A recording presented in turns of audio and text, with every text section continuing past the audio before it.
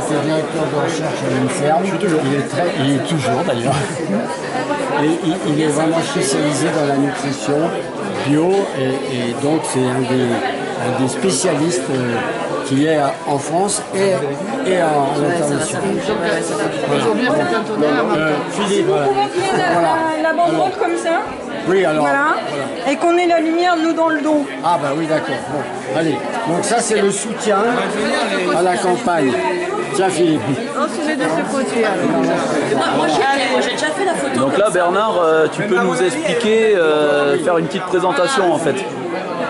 Ah Bernard, tu peux nous faire une petite présentation si Oui, tu mais veux. Là. on va aussi reculer un petit peu pour avoir tout le monde.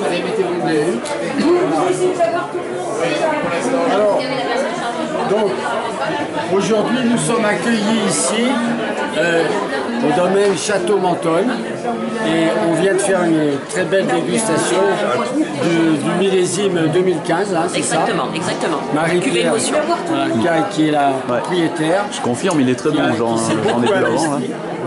Trop chouette. Bon vin blanc. Après quoi, 2 années, 3 années de probation? 4 années. On a commencé en 2008 et on a le label EcoCerf depuis 2012. Ah oui, alors bon, voilà, donc c'est quand même un long travail de préparation. Et là, pour la première année, c'est viticulture et vinification en bio. Voilà. Total. Depuis 2012, Voilà. Bernard. Depuis 2012. Voilà. D'accord. Alors, donc, c'est la Bio et dans le Pré, 5e édition, ici, aujourd'hui. Alors, un festival. On peut constater que le soleil est au rendez-vous, alors qu'hier c'était vraiment... Hier, c'était le déluge. C'était le déluge. C'était le déluge et on a quand même résisté. Et à notre grand étonnement, il y avait quand même du monde qui a participé. Alors là, franchement, bravo, parce que ça veut dire que les gens sont motivés, mobilisés et convaincus.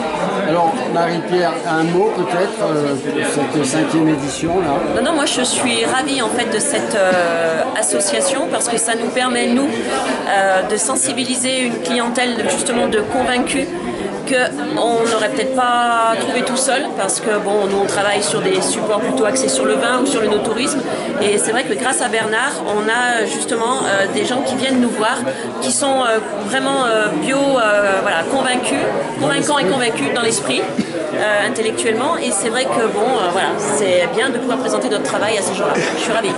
Alors à cette occasion on accueille aussi des élus. Cédric,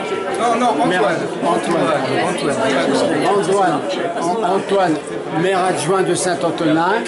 Nous sommes sur le territoire de sa commune, donc il nous accueille aussi.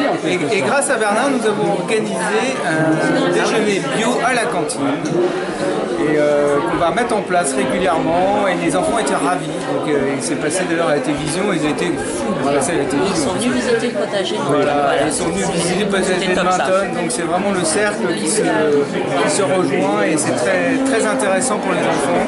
Ils étaient surtout très excités par tout ça. C'est très bien, merci Bernard. Très chouette, vraiment. Merci Marie-Pierre de les avoir accueillis. Effectivement, Antoine, on a fait un film avec France 3. France Télévisions, dans l'émission qui s'appelle Prioritaire, TE10. Et on va le visualiser tout à l'heure, on va le projeter, il dure quelques minutes. Et alors nous avons Madame le maire de Salerne aussi, qui s'intéresse à la question de la restauration bio, locale et de saison, n'est-ce pas? Oui, puisque nous avons déjà des repas bio une fois par mois, malheureusement on ne peut pas faire plus. Parce que le problème c'est l'approvisionnement, parce qu'on a beaucoup de repas à préparer. Et moi je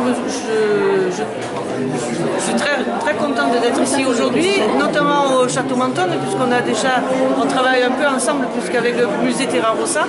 Donc on fait le lien et on fait le partage. Et puis bon, notre amitié avec la commune de Saint-Antonin, Salerne Saint-Antonin, sans eux on ne serait pas à la communauté d'Aglo.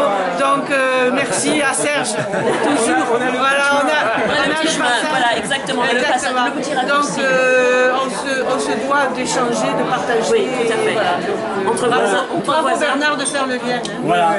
Nous sommes là, bioconsommateurs, on essaye de réunir tout le monde, de faire avancer, transformer, réorienter l'agriculture et l'alimentation. On peut dire qu'on le fait dans la convivialité. est dans la coopération. Très important ça. C'est pas depuis longtemps même. On est sur la transversalité maintenant. On voit que tout est lié et c'est très important. Alors, comment ne pas parler de Corrence, n'est-ce pas, avec M. Philippe Bregliano, qui est élu de la commune. Alors, tu nous dis un petit mot là. Est-ce que ça va bien à Corrence?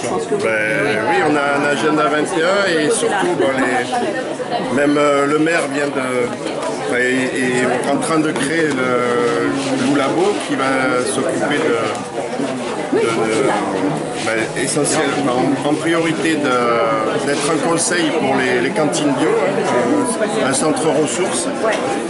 Ensuite, on travaille sur les énergies renouvelables et aussi sur les plantes méditerranéennes et la biodiversité.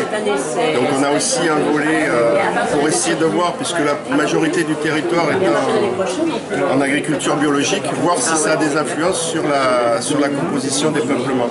Voilà. Bon ben super. Alors, bon. Et je voulais remercier la mairie de Saint-Antonin, puisqu'on va avoir notre assemblée générale. Je suis aussi président de la coopérative Provence Forêt qui s'occupe en PACA des forêts.